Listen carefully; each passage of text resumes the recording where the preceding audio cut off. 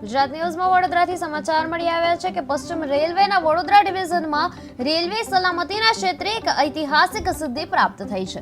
Vadodara division હેઠળના મહત્વપૂર્ણ બાજવા Ahmedabad rail વિભાગમાં કવચ ઓટોમેટિક ટ્રેન પ્રોટેક્શન સિસ્ટમનું સફળ કમિશનિંગ કરવામાં આવ્યું છે, જે પશ્ચિમ રેલવેમાં પ્રથમ છે. બાજવાથી અમદાવાદ સુધીના 96 કિલોમીટર લાંબા રૂટમાં 17 સ્ટેશનો, 23 ટાવર અને 20 કવચ ઇમારતોને આવરી લેવામાં આવ્યા છે. આ પ્રોજેક્ટ અંતર્ગત 192 કિલોમીટર ઓપ્ટિકલ ફાઇબર કેબલ અને 2872 RFID ટેગ્સ છે એ સ્થાપિત કરાયા છે.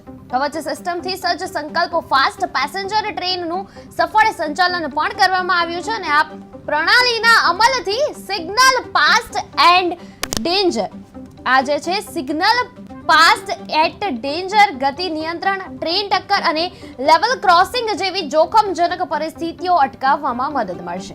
Vadodara divisional railway manager Raju Bhadke આ સિસ્ટમની કામગીરીનું નિરીક્ષણ કર્યું હતું અને આ પ્રોજેક્ટથી વડોદરા ડિવિઝનમાં રેલ મુસાફરી વધુ સલામત અને આધુનિક બનશે.